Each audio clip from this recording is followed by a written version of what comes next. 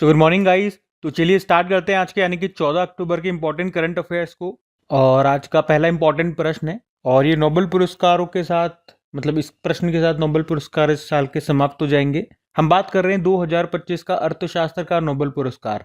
ये किसे मिला? तो ये 3 जनों को मिला है, जोएल मॉकेर, फिलिप अगियन और पीटर हॉवेट। तो अभी 3 प्रोफेसरों को इस साल का अर्थशास्त्र इकोनॉमिक्स का नोबेल पुरस्कार दिया गया। जोएल मॉकेर ये अमेरिकन इजरायली हैं, फिलिप अगियन ये फ्रांस से हैं और पीटर हॉविट ये कनेडियन हैं। क्यों दिया गया इनको? तो इनको इस साल का इकोनॉमिक्स का नोबेल पुरस्कार इनोवेशन से होने वाले आर्थिक विकास पर रिसर्च के लिए दिया गया है। अब मैं आपको फटाफट से रिवाइज करवा देता हूँ। इससे पहले कौन कौन सी फील्ड में नोबेल पुरस्कार किन किन को दिए गए। जैसे एक मेडिसिन का सबसे पहले हमने पढ़ा था, मैरी ए ब्रुनको, फ्रेड रामसडेल और शिमोन सकागुची को दिया गया। फिजिक्स का जॉन क्लार्क को, मिशेल डेवोरेट को और जॉन मार्टिनेस को दिया गया। उसके अलावा केमिस्ट्री का 3 जनों को दिया था, सुसुमु कितागावा, रिचर्ड रॉबसन और उमर एम यागी को दिया गया। पीस का, शांति का, मारिया कोरिना मचाडो को दिया गया, वेनेजुएला से हैं। और लिटरेचर का लास्चेलो क्रासजन होराइको को दिया गया, ये हंगरी से हैं। क्योंकि आपको पता है नोबेल पुरस्कार ये 6 क्षेत्रों में दिया जाता है, तो 5 तो ये हो गए और एक आज हमने पढ़ लिया। तो नोबेल पुरस्कारों को स्वीडिश वैज्ञानिक अल्फ्रेड नोबेल की याद में वर्ष 1901 में देना शुरू किया गया था। 6 क्षेत्रों में दिया जाता है, medicine, physics, chemistry, literature, economics और पीस का, शांति का। सबसे लेट इकोनॉमिक्स का दिया गया था, अर्थशास्त्र का, जिसकी स्थापना होती है 1968 से। और पहले भारतीय कौन थे जिन्हें नोबेल पुरस्कार मिला था? रविंद्रनाथ टैगोर। 1913 में उनको दिया गया था। सबसे पहले साहित्य का मिला था गीतांजलि के लिए। और सबसे आखिरी भारतीय अभिजीत बनर्जी बने थे, 2019 में मिला था इकोनॉमिक्स का।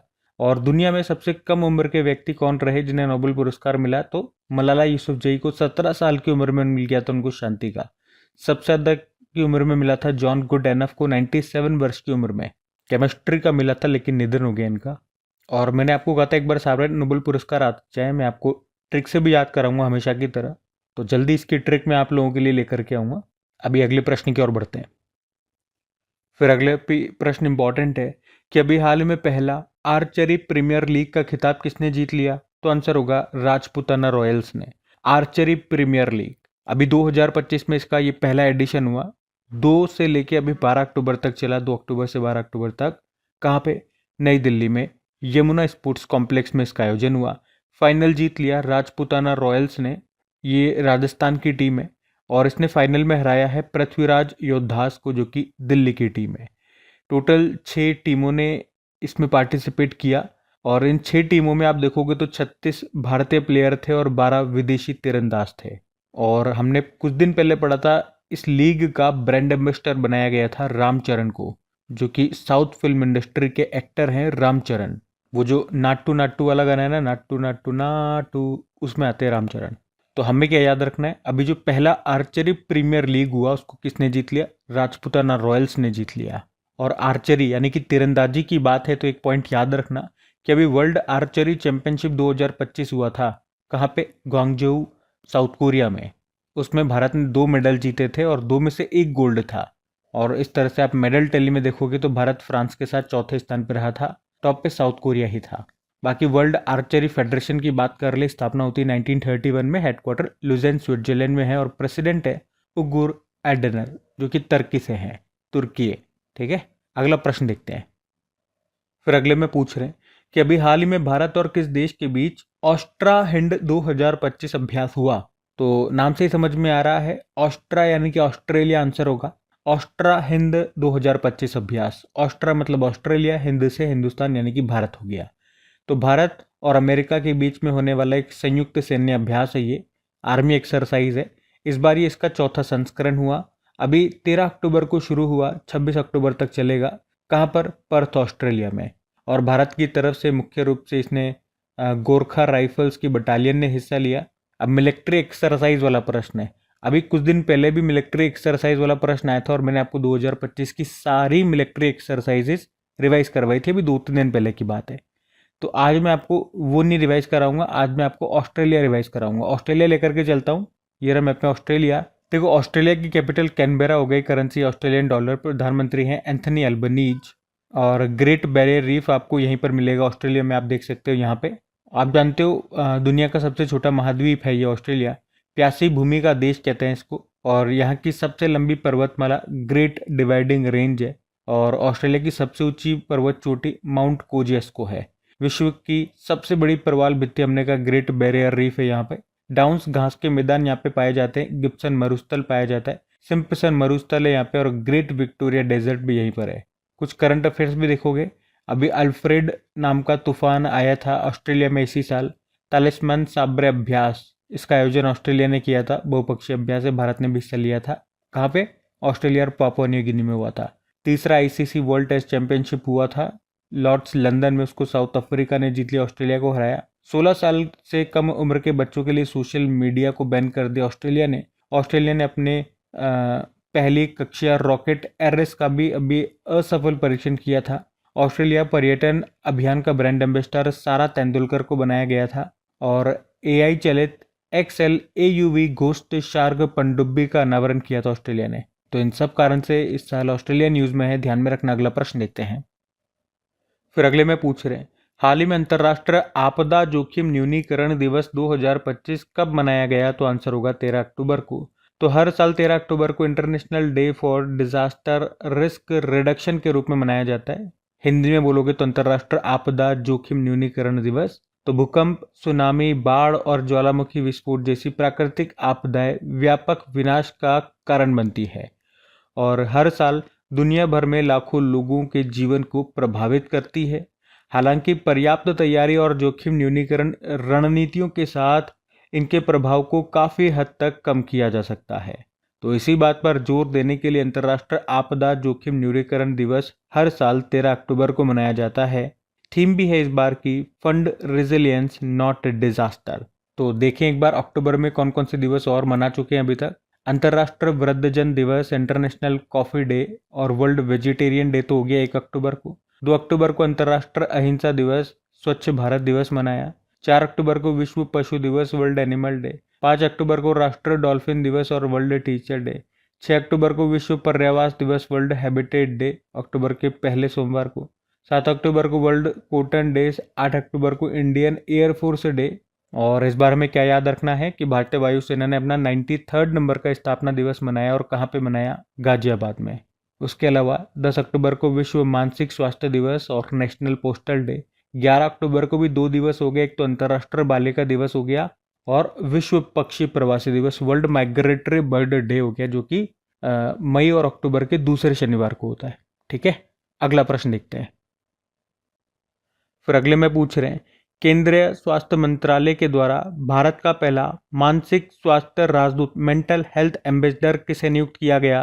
तो आंसर होगा दीपिका पादुकोण को। तो अभी स्वास्थ्य मंत्रालय ने दीपिका पादुकोण को पहला मेंटल हेल्थ एम्बेसडर बनाया है।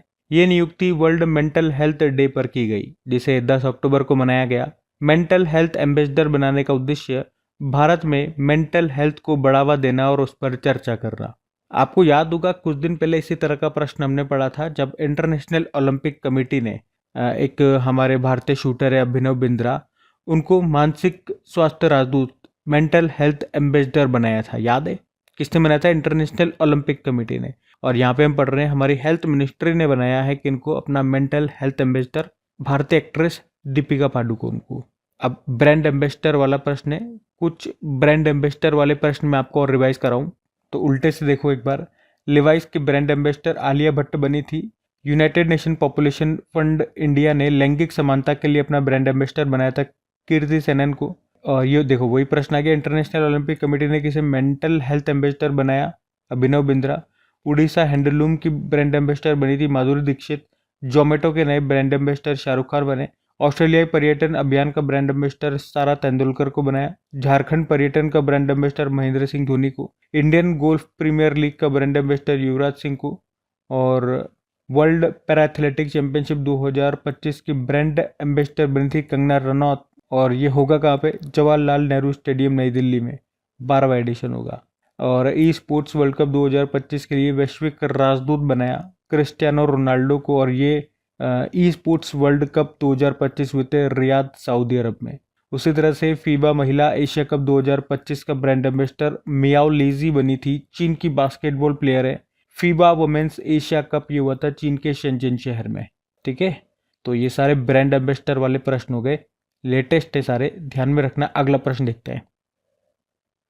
फिर अगले में पूछ रहे हैं, हाल ही में 2026 से 2029 तक की अवधि के लिए BWF एथलीट्स कमीशन का सदस्य किस भारतीय खिलाड़ी को बनाया गया? तो आंसर होगा पीवी सिंधु। तो अभी पीवी सिंधु को BWF एथलेटिक्स कमीशन का एक बार फिर से मेंबर अपॉइंट किया गया है। इससे पहले वे 2017 से 2025 तक इसकी मेंबर रही थी और अब उन्हें 2026 से 2029 तक के लिए इसका मेंबर बनाया गया। इस कमीशन के लिए 5 मेंबर को चुना गया है, जिसमें से वो एक है PV Sindhu. BWF athletics commission क्या है? तो ये BWF की बैडमिंटन यानी कि वर्ल्ड बैडमिंटन फेडरेशन की एक कंसल्टेटिव बॉडी है। इसमें टोटल सदस्य होते हैं 6 और BWF नए रूल्स और रेगुलेशन बनाने के लिए इस बॉडी के रिकमेंडेशन भी लेती है। बैडमिंटन वर्ल्ड फेडरेशन की बात करें, स्थापना होती है 1934 में, हेडक्वार्टर कुआलालंपुर मलेशिया और प्रेसिडेंट हैं खुनयिंग पटामा जो कि थाईलैंड से हैं। पीवी सिंधु की बात करें, ये तेलंगाना से बिलोंग करती हैं और आप कह सकते हो भारत की पहली और एकमात्र खिलाड़ी हैं जो बैडमिंटन वर्ल्ड चैंपियन है। उसके अलावा 2016 में रियो ओलंपिक में सिल्वर लाई थी, 2020 टोक्यो ओलंपिक में ब्रोंज और अर्जुन अवार्ड 2013 में मिला, पद्मश्री मिल चुका है 2015 में, मेजर ध्यानचंद खेल रत्न मिल चुका है इनको 2016 में और मेजर ध्यानचंद के बाद में पद्म भूषण इनको मिला 2020 में। तो ये है संबंधित सारे प्रश्न या अवार्ड्स जो पीवी सिंधु को मिले थे, जिनको भी 2026 से 2029 तक के लिए BWF एथलीट्स कमीशन का सदस्य बनाया जा रहा है। ठीक है, ध्यान में रखना इनका नाम। अगला प्रश्न देखते हैं। फिर अगले में पूछ रहे हैं, हाल ही में नेशनल ग्रीन हाइड्रोजन मिशन के तहत कितने बंदरगाहों को ग्रीन हाइड्रोजन हब घोषित किया गया है? तो आंसर होगा 3 को। तो अभी ministry of new and renewable energy ने 3 बंदरगाहों 3 पोर्ट्स को ग्रीन हाइड्रोजन हब घोषित किया है और ये घोषणा भी नेशनल ग्रीन हाइड्रोजन मिशन के अंतर्गत की गई है। अच्छा, वो 3 पोर्ट कौन कौन से हैं? दीनदयाल पोर्ट गुजरात का है, जो चिदम्बरम पोर्ट जो तमिलनाडु का है और जो पारादीप पोर्ट है उड़ीसा का वो। तो ग्रीन हाइड्रोजन अगर पहले बात करते हैं तो ये एक ऐसा रीजन या ऐसा क्षेत्र हो गया जहां पर ग्रीन हाइड्रोजन और उसके प्रोडक्ट्स का लार्ज स्केल पर प्रोडक्शन या स्टोरेज, ट्रांसपोर्टेशन या यूटिलाइजेशन किया जाता है। और भारत का लक्ष्य है, याद रखना, कि ग्रीन हाइड्रोजन के क्षेत्र में ग्लोबल लीडर बनना और इसके लिए ग्रीन हाइड्रोजन हब बनाना जरूरी है।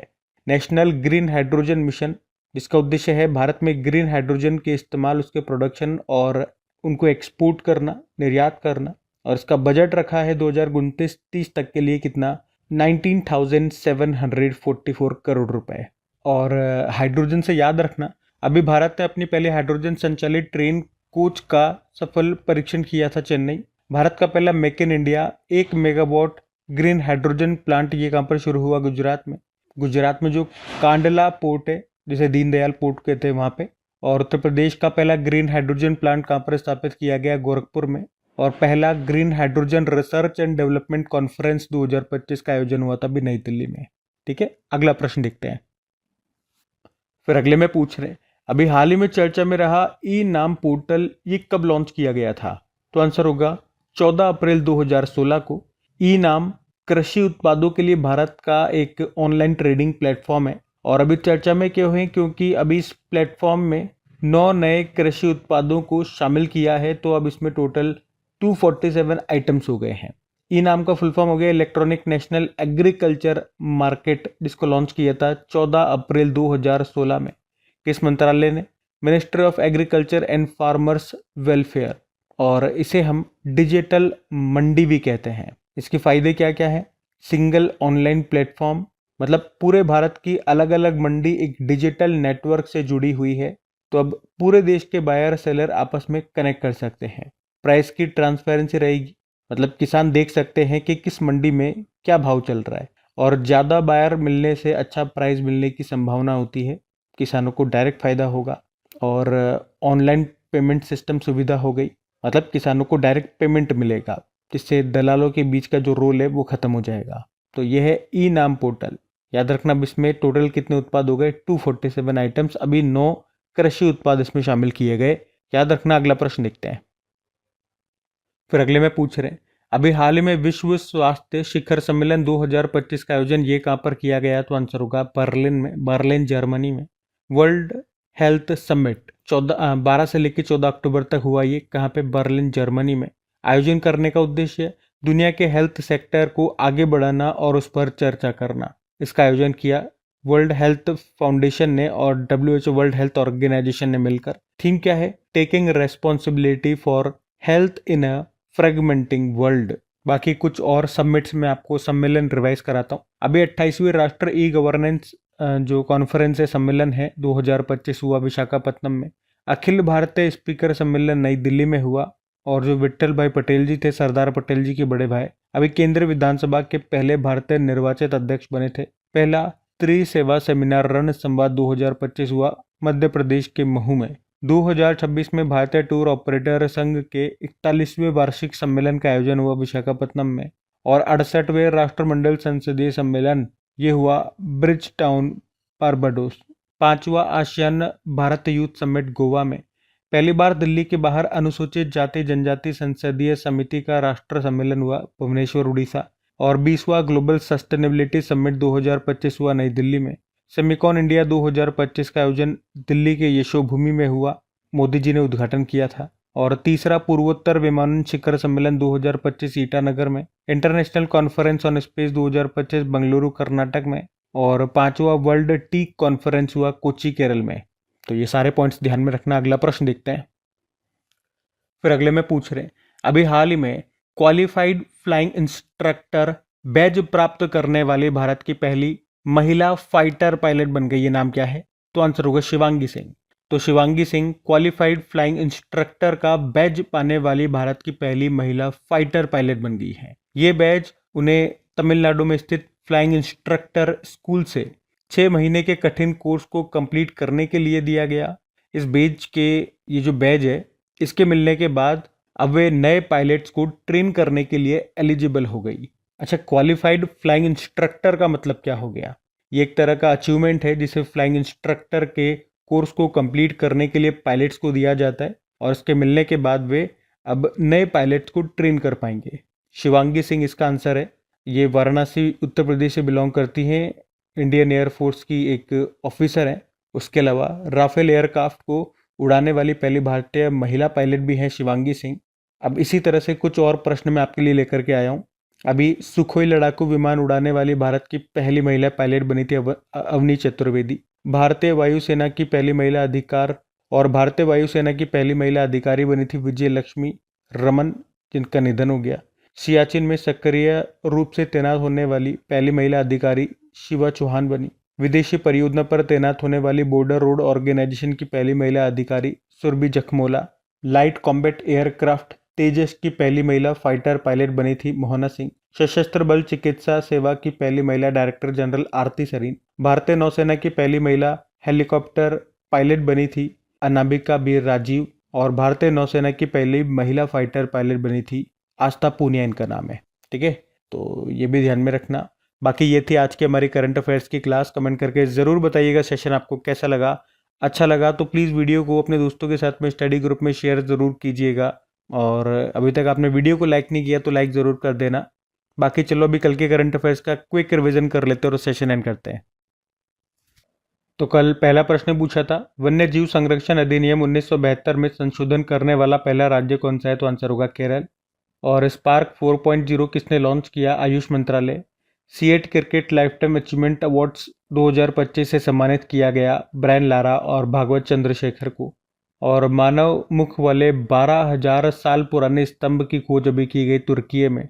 और भारत के यूपीआई को किसने अपना पहला वैश्विक भुगतान प्रणाली भागीदार बनाया? पेपाल। चर्चा में रहे भारत के तीसरे गैस वाहक शिवालिक का निर्माण अभी कहाँ पर हुआ? South Korea. और इंटरपोल ने किसके सहयोग से ऑपरेशन HE6 चलाया? CBI। विश्व पक्षी प्रवासी दिवस ये 11 अक्टूबर को मनाया गया। साल में 2 बार मनाया जाता है, मई और अक्टूबर के दूसरे शनिवार को। और किस राज्य में भारत की पहली सहकारी संचालित संपीड़ित बायोगैस और पोटाश ग्रेनुअल परियोजना शुरू हुई? महाराष्ट्र। और आखिरी प्रश्न था कि अभी आर्कटिक महासागर में ध्रुवीय रेशम मार्ग पर पहली बार किसने यात्रा शुरू की, तो आंसर होगा चाइना। बाकी चलो अभी कल का भी होमवर्क प्रश्न देखते हैं और सेशन एंड करते हैं। तो कल पूछा था अभी मोदी जी को त्रिनिदाद एंड टोबैगो का सर्वोच्च सम्मान मिला था और त्रिनिदाद एंड टोबैगो की कैपिटल आपसे पूछ ली है। तो इसका सही उत्तर हो जाएगा पोर्ट ऑफ स्पेन। आप सभी ने प्रश्न का बिल्कुल सही उत्तर दिया। अब ये रहा आज का आपका होमवर्क प्रश्न।